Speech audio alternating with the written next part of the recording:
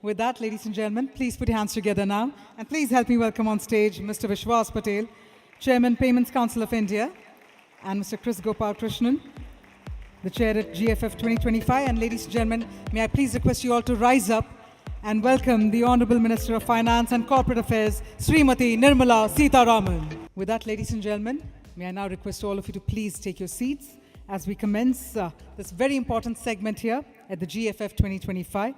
So first up, may I please invite Mr. Vishwas Patel, the Chairman of Payments Council of India, to please come forward to share his welcome address for this exclusive session. So ladies and gentlemen, please put your hands together, Mr. Vishwas Patel.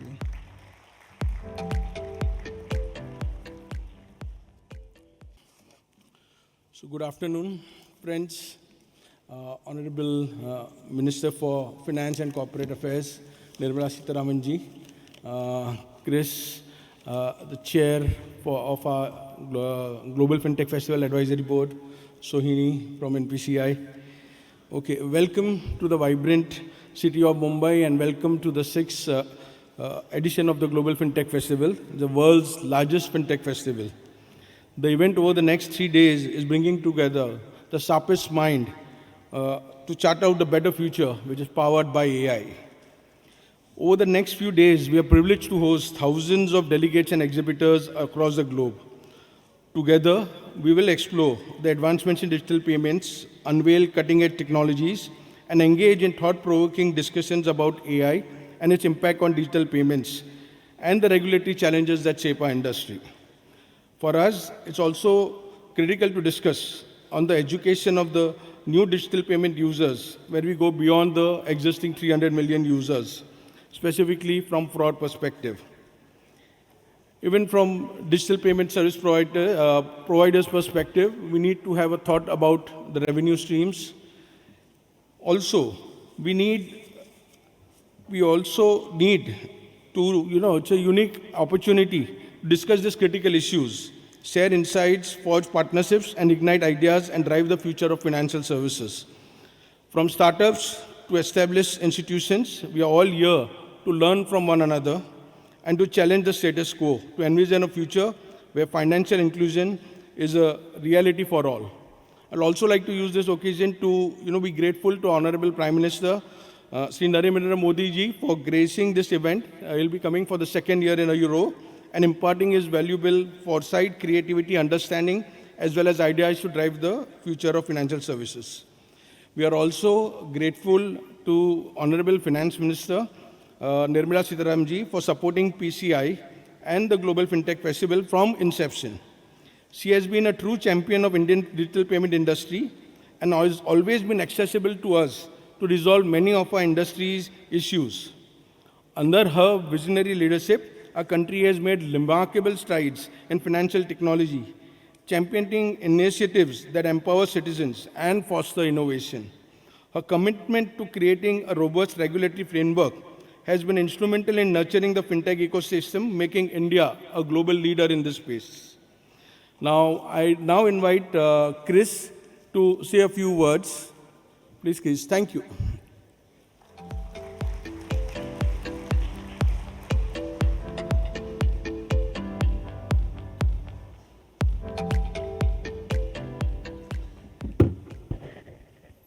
Thank you, Vishwas. Let me also add my welcome again to all of you, delegates, partners, overseas delegates, friends of GFF 2025, media personnel. And as I said in the morning, we have worked very hard to create a wonderful program for you for the next 3 days.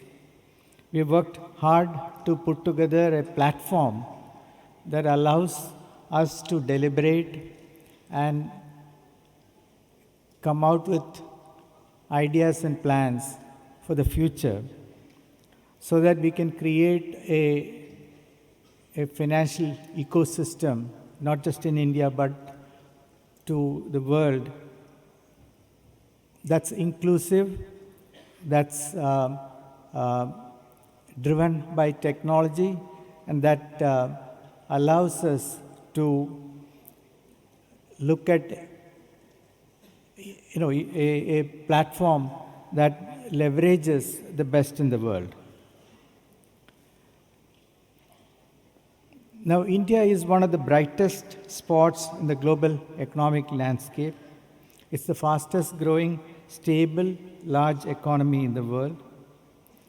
In the last few months, India has reduced income tax for the middle class as well as streamlined and simplified indirect taxes. This leaves more money in the hands of consumers and boosts economic activity. This market, of course, is attractive to the rest of the world because of the 1.4 billion consumers. India is also a source for talent and more innovation for the world. India has leveraged technology for public good and inclusive growth. In AI too, we embrace technology and understand that has to be used responsibly.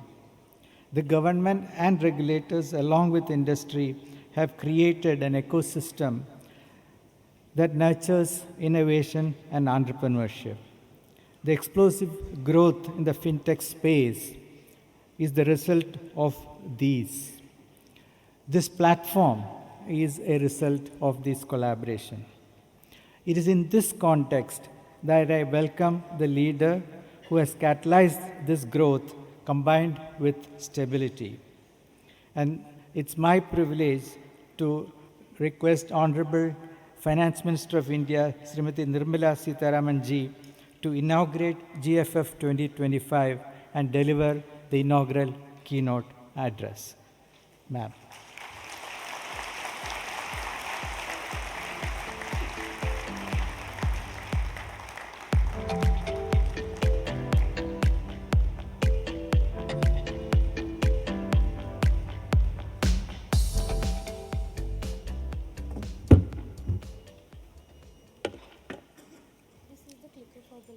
Sure.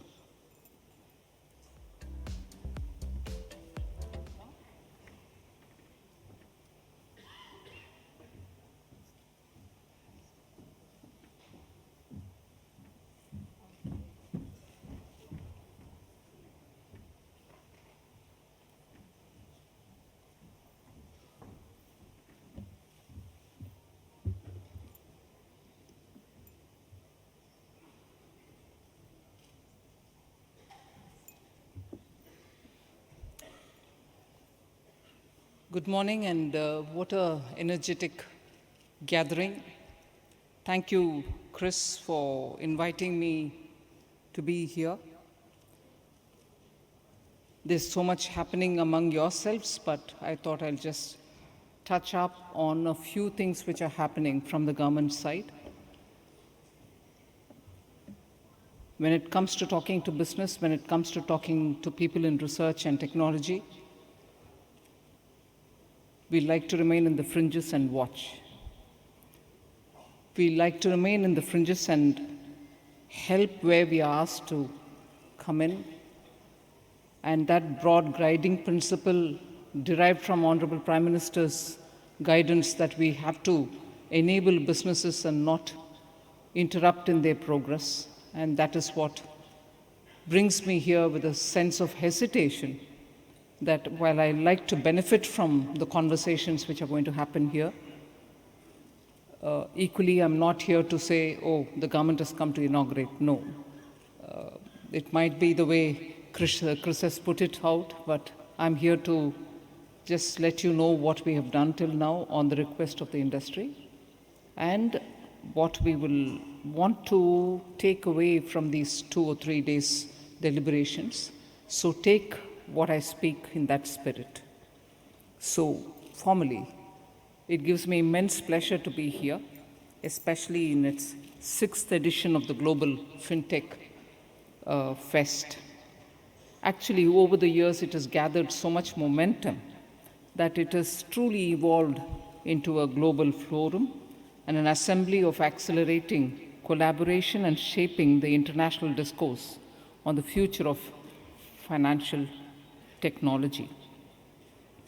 It also sort of reaffirms India's ascendancy as a global fintech leader and setting benchmarks in innovation, in scale, and in inclusion, while strengthening the collective resolve to shape finance as a force for global good.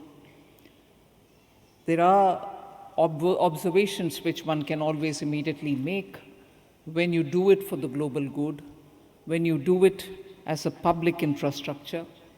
The simple motive is that it should be for the public good, and at no point in time it gets weaponized. It is important to constantly remind ourselves that technology cannot be, in that sense, truly mastered, but having obtained certain proprietary rights over some parts of it, we should refrain from weaponizing it. I'm purposely adding this one line because constantly globally we see technology advancements sometimes being turned inward, that global progress itself gets questioned because of weaponizing it. So the Global Fintech Conference that you're holding 2025, this edition, with its timely theme, Empowering Finance for a Better World, powered by AI, captures the spirit of the moment as we harness the potential of artificial intelligence to build a financial ecosystem that is more inclusive, resilient, and sustainable. Fintech in India is not a niche urban convenience. It is a nationwide enabler of economic empowerment. Fintech in India has again not merely digitized payments. It has democratized finance.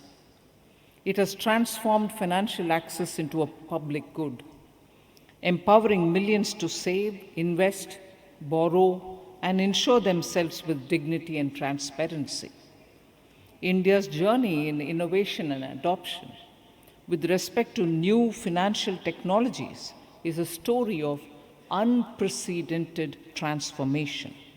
The scale of this transformation can be best understood through the numbers that define it.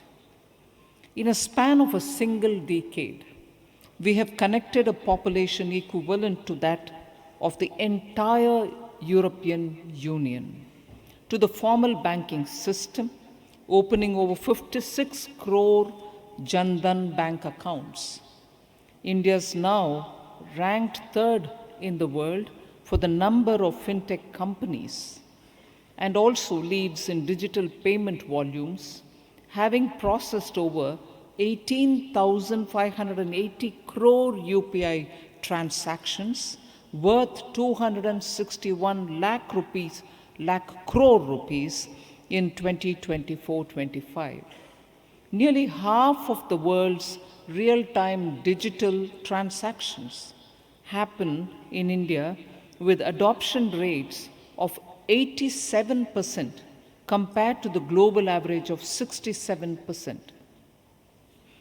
Government of India has leveraged digitization by introducing direct benefit transfers as a system for all its social welfare schemes, which has significantly actually boosted the welfare efficiency by reducing subsidies and leakages. It has resulted in a savings, which is worth mentioning to this August gathering. The savings is 4.31 lakh crores of Indian rupees. And between 2014 and 24, this is the saving of 4.31 lakh crores because of DBT being adopted completely by the Government of India, 16-fold rise in beneficiary coverage. So not just your saving, but actually you've reached a larger number of beneficiaries. Technology has facilitated it for us.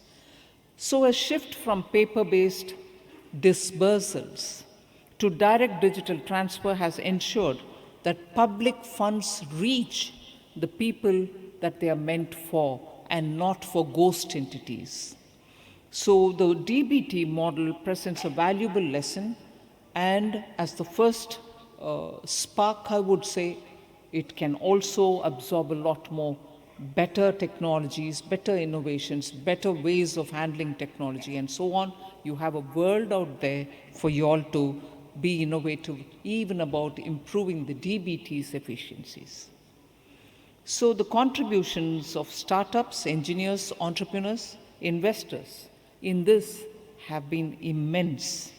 So the Government of India's policy has actually to play its role in nurturing the growth and innovation of fintech sector through a balanced approach, balanced mix of policy support, digital public infrastructure, and forward-looking regulation has actually shown the results. I'll list, instead of getting into details, Aadhaar, UPI, Account Aggregator Framework, DigiLocker, all of them have really decisively changed the contours of how public finance is handled for the betterment of the citizen. India has actually stepped decisively into the global AI arena with the launch of the $1.3 billion India AI mission. It is a comprehensive strategy spanning the entire AI value chain. And that is the reason I first of all wanted to say that amount not in rupees but in US dollars. Commissioning of 34,000 GPUs at concessional rates to spur innovation across startup ecosystem, researchers and academic institutions. Launch of the AI, which is India AI Data Sets Platform, AI Kosh as it's named, incorporating 2,000 plus verified and indigenous data sets, use case across sectors, and sandbox environment. Supporting development of 4 foundational LLMs that cater to India context by supporting vernacular languages and are multimodal in design. Setting up 4 centers of excellence and India Future AI Skills Program to boost India's AI talent pool.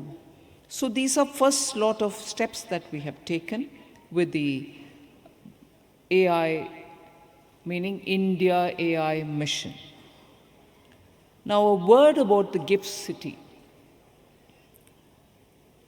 GIFT City is a bold vision, an initiative of the Honorable Prime Minister, Shri Narendra Modi, even when he was the Chief Minister of Gujarat.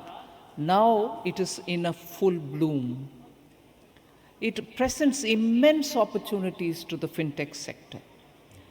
GIFT International Fintech Innovation Hub is the city's fintech incubator and accelerator where fintech startups can secure funding, obtain legal guidance, and scale their businesses. It has a network of industry experts, investors, mentors, and corporate bodies that will help fintech drive innovation and support them for their growth. Fintechs must leverage, I'll appeal to you all, you must leverage opportunities in the GIFT City. In this context, I am pleased to launch today the foreign currency settlement system in the GIFT City.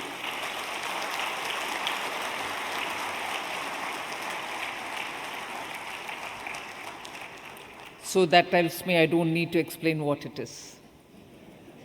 You're quite aware of the importance of such a step, and I'm indeed grateful to the GIFT Authority who are all present here for having come forward on this. So, for those of us who would like to hear what exactly it is, transactions in foreign currency by entities in IFSC are currently settled through the correspondent banking arrangements, which is routed through different participants and multiple nostro banks. Such transactions are not settled on a real-time basis and usually settle with a lag of up to 36 to 48 hours. That's the present story. But the foreign currency settlement system, which gets launched today, seeks to solve this problem by doing a few things. One, facilitating seamless and efficient settlement of foreign currency transactions within IFSC on a real-time basis, not 36 hours, not 48 hours, just as it happens. Enhancing liquidity management and operational resilience, ensuring compliance with regulatory oversight under the Payment and Ensuring Settlement System Act, that is the PSS Act, by the IFSA, the authority which is there. So, the FCSS will be a payment system within the IFSC designed for settling transactions in foreign currency on a real-time or near real-time basis. So I congratulate the IFSC on taking this kind of a forward-looking step. So with the operationalization of the FCSS, GIFT IFSC will now join a select list of financial centers that include Hong Kong, Tokyo, Manila, and so on, that have the infrastructure to settle foreign currency transactions locally. So together, these initiatives spanning policy, infrastructure, AI, innovative culture, and also regulations illustrate how Government of India has laid the groundwork for a vibrant, inclusive, and forward-looking fintech ecosystem that is powering India's rise as a global fintech leader. We have also been working to strengthen the factors that support functioning of GCCs in India, including framing appropriate policy framework. India's 1,800 plus global capability centers are at the forefront of the country's remarkable transformation into a powerhouse for technology-driven innovation and impact. Over the past decade, India's GCC landscape has evolved from cost arbitrage hubs into high-value engineering, R&D, and innovation centers, particularly in the banking, financial services, and insurance domain, the BFSI as you use an acronym. India's fintech GCCs are enabling multinationals to, one, launch new digital financial products faster, reduce costs and time to market, and deploy AI-led financial services at a global scale. So India offers an unparalleled opportunity for fintech GCCs to scale innovation, as we have a deep talent base and also a favorable government policy.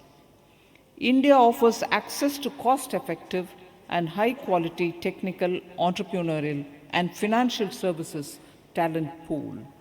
Global financial services leaders have immense potential to build, to scale, and to transform from India through setting up fintech GCCs that not only serve the world, but also shape its future, the financial architecture.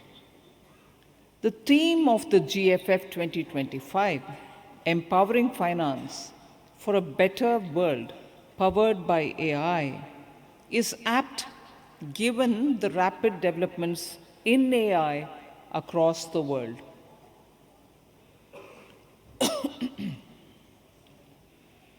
Just as the internet and mobile technologies defined the first chapter of fintech growth story, the next, or what is being shaped now by AI, blockchain, and intelligent finance.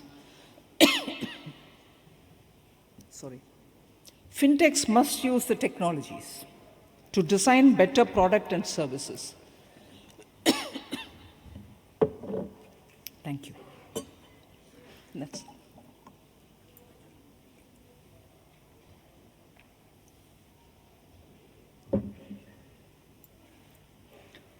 So fintechs must use the new technologies to design better product and services. They must also continue to enhance transparency, predict risks better, and personalize services responsibly. So India contributes 16% of global AI talent and is among top 3 talent markets. Indians are the second largest contributor to public Gen AI GitHub projects. It is estimated that all AI-enabled GCCs will, in all likelihood, contribute 30 to 35% of revenues of the India's AI services market by 2028. 30 to 35% of revenues of the India's AI services market by 2028. The potential for becoming the global hub for India and for building various AI products and services is very high, is not an exaggeration. Given the large population, with nearly 650 million smartphone users, we should create scalable models for sectors beyond finance, such as healthcare, education, agriculture, MSMEs, exports, and so on. India can also build AI products that fit diverse use cases across the world. It can be a laboratory for developing and testing AI aids. Our AI stack must be rooted in Indian languages, local contexts, and multimodal interfaces so that it can be widely accepted and accessed by our citizens. Focused approach across the AI stack can make India the AI torchbearer for the global South. So as this new wave gathers momentum, fintech innovators, investors, and regulators all have a shared responsibility to build systems that are not only innovative, but also resilient, secure, and inclusive. Undoubtedly, artificial intelligence is transforming finance, transforming governance, and also everyday life. But as we harness its powers, we may remain conscious that technology must always serve humanity. Even as AI opens extraordinary possibilities, we must confront its darker side. The same tools that power innovation can be weaponized for deception and for fraud. I'm not personalizing it, but I can say I have seen several deep fake videos of myself being circulated online, manipulated to mislead citizens, distort facts. It was a reminder of the urgency with which we must strengthen our defenses. The new generation of fraud is no longer about breaching firewalls. It's about hacking trust. Criminals are using AI to mimic voices, clone identities, and create lifelike videos that can manipulate people. So, in order to address the impersonation and false representation targeting investors, it is heartening to note that SEBI, in partnership with NPCI, has launched a dedicated @valid, which is a UPI handle for SEBI-registered investor-facing intermediaries, with category suffixes such as .brk for brokers and .mf for mutual funds. Major brokers covering over 90% of investors, and all mutual funds have already enabled it. The @valid handle establishes a verified, secure payment channel in the securities market, while preserving existing payment options, improving safety and accessibility without disrupting user preferences. So SEBI has rolled out SEBI Check, which allows investors to verify UPI IDs and bank account details, that is the account number plus the IFSC, of registered intermediaries across the UPI, NEFT, RTGS, and IMPS before initiating payments via the web portal and the Sarthi application. So the framework embeds responsible use of technology through privacy, preservation, verification, secure processing, audit trails, continuous improvements which are informed by flagged mismatches and user reports. So, this is a good moment, I would think, to reflect on what kind of financial future we wish to build and how do we get there. So I have 4 messages, each with a few details. First, fintechs must essentially focus on the fundamentals, such as revenue growth, innovative product offerings, profitability, risk and compliance capabilities. So within that first message, I would like to add, as many of the fintechs mature, there will be challenges of meeting heightened expectations around financial performance and regulatory compliance, while continuing to innovate in the face of emerging competition. Focusing on fundamentals provides the cushion to continue innovating, investing in R&D, and weathering downturns. Firms that balance innovation with prudence can pivot faster and scale more responsibly. Sound risk and compliance frameworks help maintain customer confidence, which is critical for long-term survival. The future of reward will reward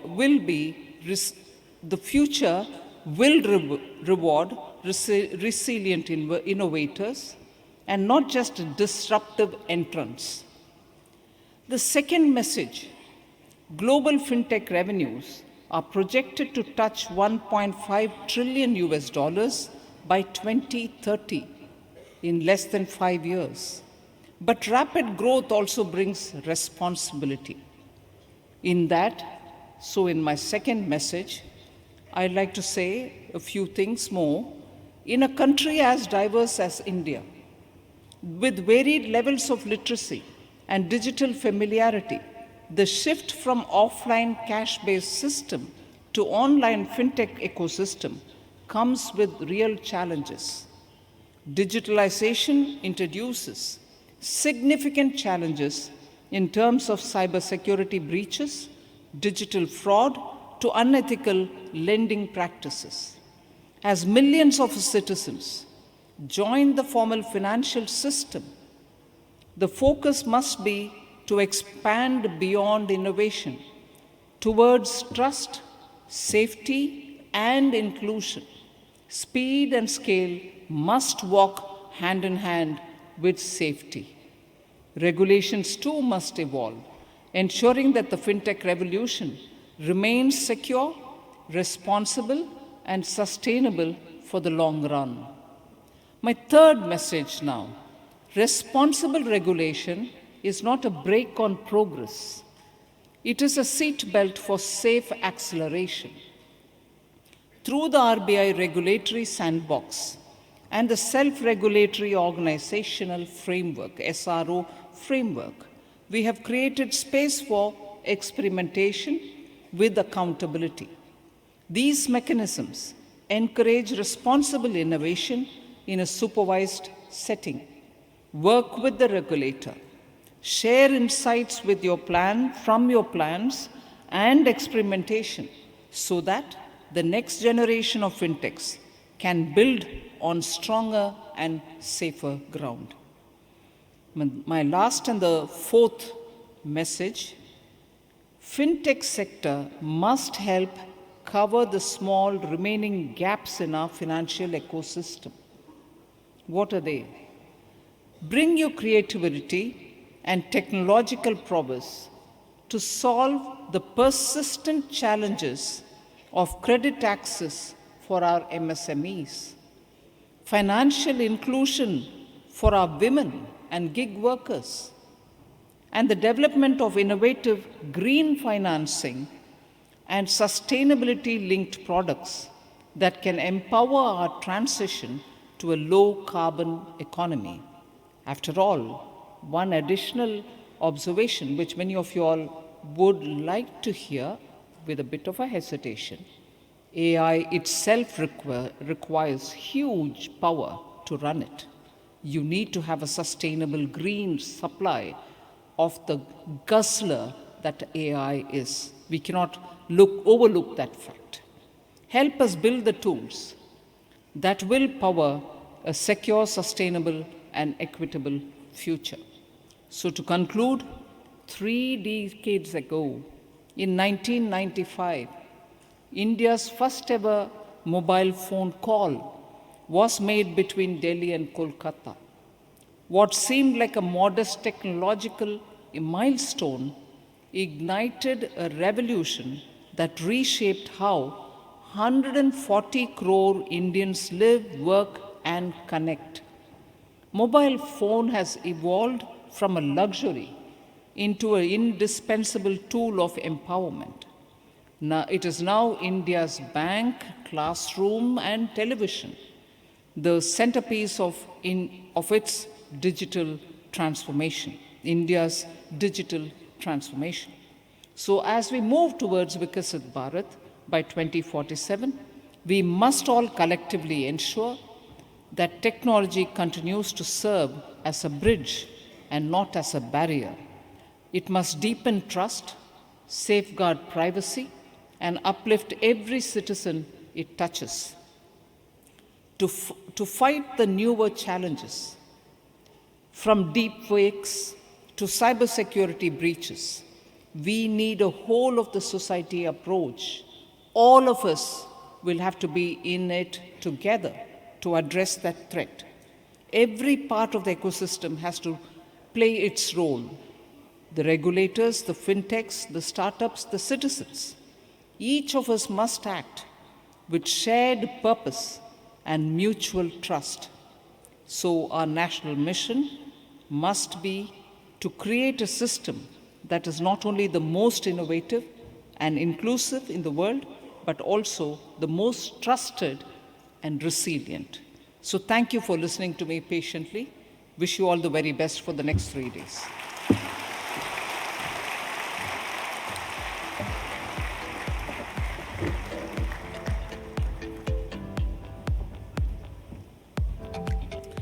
Thank you. Thank you very much, ma'am, for sharing your visionary words with us all here at the Global Fintech Fest 2025.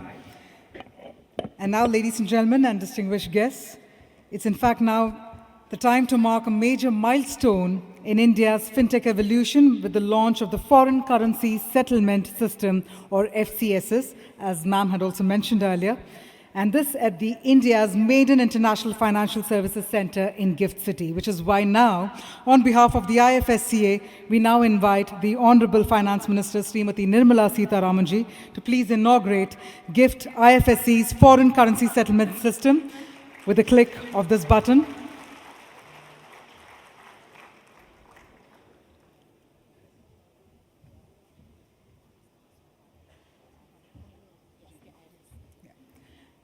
All right, so before we do that, we'd also like to please invite on stage Shri M. Nagaraju, Secretary, Department of Financial Services, Shri K. Rajaraman, Chairperson, IFSCA, Dr. Hasmukh Adhya, Chairman, Gift City Co. Limited, and Shri Hare Krishna Jena, Managing Director, CCIL, and Shri P.D. Singh, CEO, Standard Chartered Bank, India and South Asia.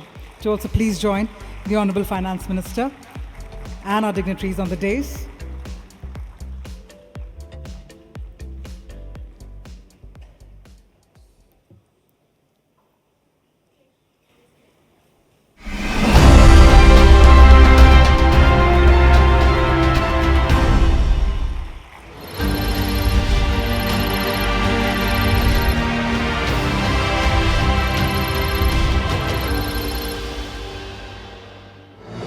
Time, the one critical element that enhances the efficiency of all global payment transactions. And when a nation decides to accelerate the future, it begins with bold vision and unwavering leadership. Under the visionary leadership of the Honorable Prime Minister, the Government of India implemented a bold and ambitious financial sector reform, establishing the maiden International Financial Services Center in Gift City and setting up the International Financial Services Centers Authority IFSCA as a unified statutory authority. Gift city के साथ integrate करेंगे तो आप पूरे world के साथ integrate करेंगे. Today, India takes a defining leap in global finance with the launch of the foreign currency settlement system at Gift City, the technological breakthrough that transforms time itself. FCSS is a local foreign currency settlement system established at the Gift City, Gandhinagar. It is conceptualized and operated by CCIL IFSC Limited, which is a subsidiary of the Clearing Corporation of India Limited. 7 leading banks, State Bank of India, Bank of Baroda, ICICI Bank, HDFC Bank, Bank of India, HSBC and Standard Chartered have also participated in equity capital of the company. Powered by cutting-edge made-in-India technology from IFTAS, a wholly owned subsidiary of the Reserve Bank of India, and partnered with Standard Chartered Bank as the settlement bank, FCSS operates on real-time gross settlement model using ISO 20022 messaging standards. The system transforms what once required 3 hours to 3 days into 3 seconds, operating from 8 a.m. to 8 p.m. with end-to-end straight-through processing from IBU core banking systems. Every participant is uniquely identified by an 11-digit Gift Foreign Currency System Code, GFCS code, ensuring seamless integration and traceability. FCSS features comprehensive sanction screening, high-level authentication with ID RBT digital certificates, and operates through IFSC Net, a secure, closed user group network designed specifically for Gift City's financial ecosystem. FCSS brings together CCIL's cutting-edge clearing expertise in domestic markets and Standard Chartered's global experience. FCSS enhances resilience, reduces settlement risk, and sets the foundation for multi-currency expansion, making Gift City the new backbone of global finance. Ladies and gentlemen, let's have a huge round of applause with the launch of the GIFT IFSC's foreign currency settlement system. The Honorable FM to please stay back with us, because we also now move on to another very important launch of the report, and this is where we will be also requesting for everybody's attention as we march ahead with the launch of the flagship report prepared by Boston Consulting Group in partnership with Global Fintech Fest. So for this, if I may please invite on stage Mr. Yash Rajarande, Global Head of Fintech and India Head Financial Institutions at BCG, to share a few words about this report before we move forward with the report launch.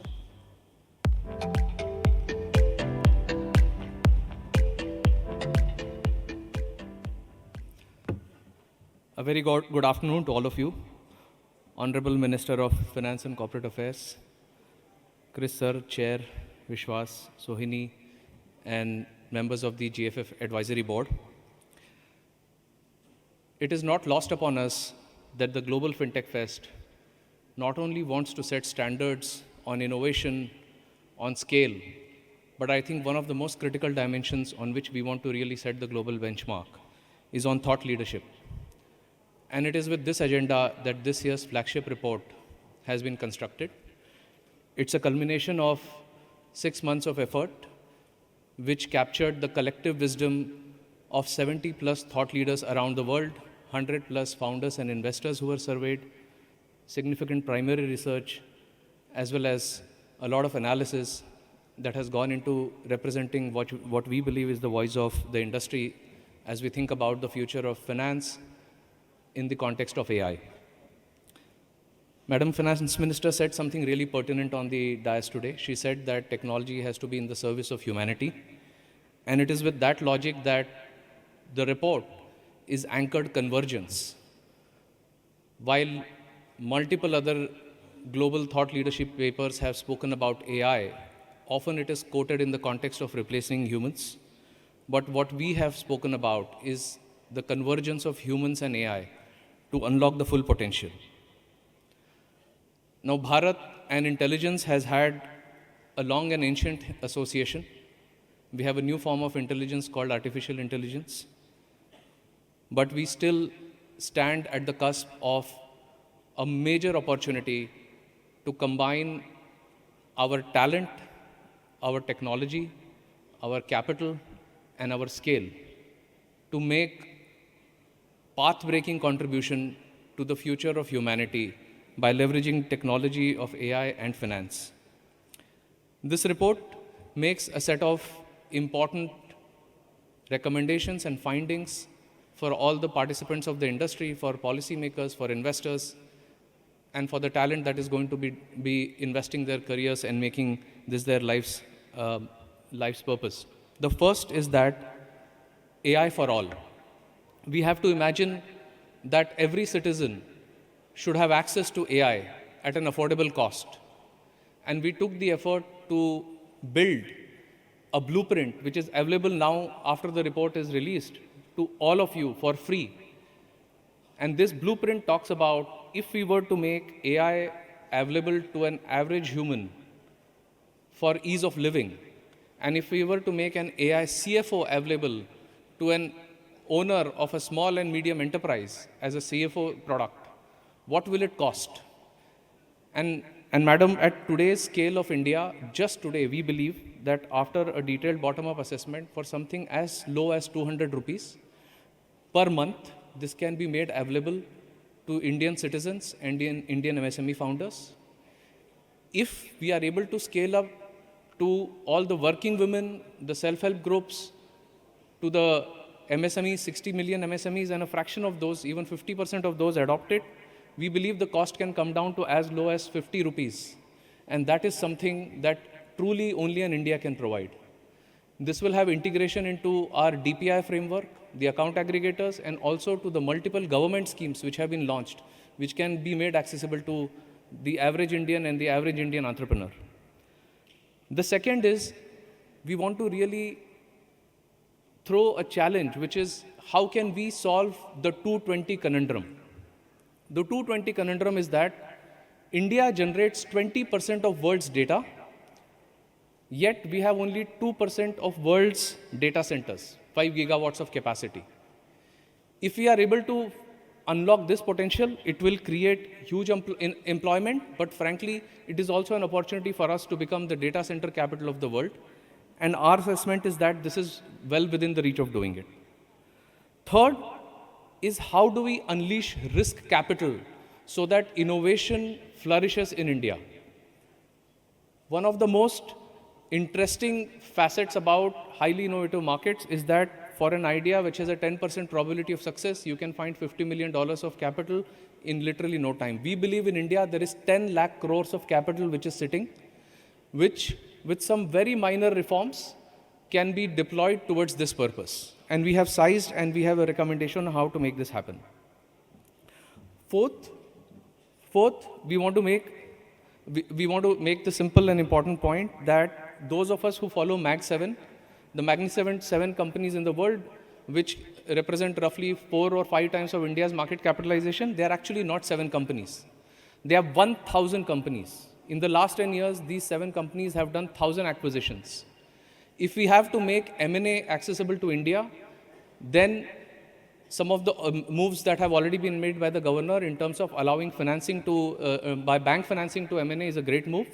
But some minor reforms around legislation and how equity-based transactions are facilitated can really create massive liquidity in the market, and we have a 17x potential. And finally, the last point I want to make, my friend here is asking, is requesting that the time is up. The last point I want to make is on talent. A few decades ago, India created Indian Institute of Technology. India created the TIFR, which is the Tata Institute of Fundamental Research. I think it is an opportune moment where we have created a blueprint for Indian Institute of Intelligence. And this Indian Institute of Intelligence, through collaboration with the industry, the academia-industry collaboration can really lay the foundation for the next round of innovation. Again, all the benchmarks and details are available in the report. I firstly thank the advisory board and the GFF for the opportunity for us to be part of this thought leadership effort this year and for the last 2 years. And I request all of you to take a look at the report, and we are welcome to your feedback. Thank you very much. Thank you very much. Oh, yes. The report, yes, please. Firstly, thank you very much, Yashraj. And on that note, I also request you to stay back on stage as we will march ahead for the report launch. But first up, I'd also like to please invite the GFF Advisory Council to please come on stage. First up, may I please invite Mr. G. Padmanabhan, former Executive Director, Reserve Bank of India, and ex-Chairman of Bank of India, Shri Suvendu Pati of RBI. May I further please invite Mr. Ritesh Shukla from NIPL, Mr. Gopal Srinivasan, TVS Capital Funds Limited. May I also please invite Mr. Vibhav Hathi of One Card and Mr. Srinivas Jain, SBI Mutual Fund, to please come on stage. And the GFF Advisory for joining in. I now invite Ms. Sohini Rajola, Executive Director, Growth, NPCI, to propose a vote of thanks for this very exclusive and very important segment of the program.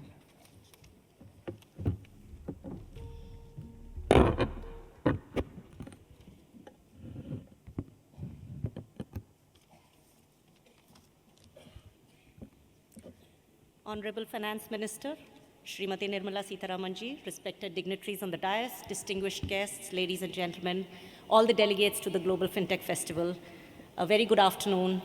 And it is my distinct honor and privilege to propose this vote of thanks to our Honorable Finance Minister on behalf of the National Payments Corporation of India. Madam, as the Finance Minister of the 4th largest economy of the world, we know how valuable your time is. And on behalf of the entire lot of attendees at GFF, we thank you for taking time out from your exceptionally demanding schedule.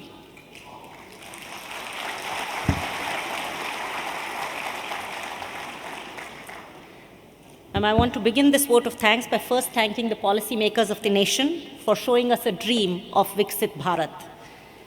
Dr. APJ Abdul Kalam had said, "Dreams are not what you see in your sleep, but dreams are those that don't let you sleep."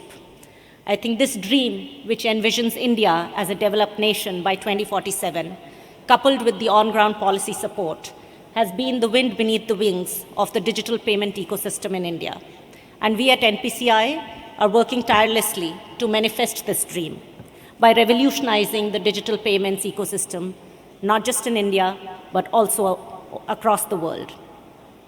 This is only possible with the active support and guidance of the government, the Reserve Bank of India, the hard work and collaboration of the entire ecosystem, and of course the participating citizens who place their trust to create a truly inclusive financial ecosystem. I just want to add one more point on you made some very interesting observations on the state of the AI ecosystem and the opportunities and challenges that AI places before us. We would like to let you know that NPCI is using the same principles, the same guiding principles, to set up not just the AI zone here, giving the opportunities to the budding AI companies of India to build AI models and systems for India, for our citizens, and which address the local and real problems. We will continue to build on that under the guidance of Reserve Bank of India. Just like no one could have envisioned, I think about a decade ago, that whether the biker in Leh or the pilgrim in Rameshwaram, what joins them and what connects them is the way they pay seamlessly. I think there will not be this, as we stand today at 2025, this will be the beginning, and in some time we will have the same AI models, which are also encapsulated in this report, which will be guiding us and actually making our lives more comfortable, resilient, and ensuring that we are protected from all the risks that you highlighted. On behalf of NPCI, PCI, GFF, ma'am, I once again thank you for your presence here. It's a true source of inspiration for all of us. Thank you.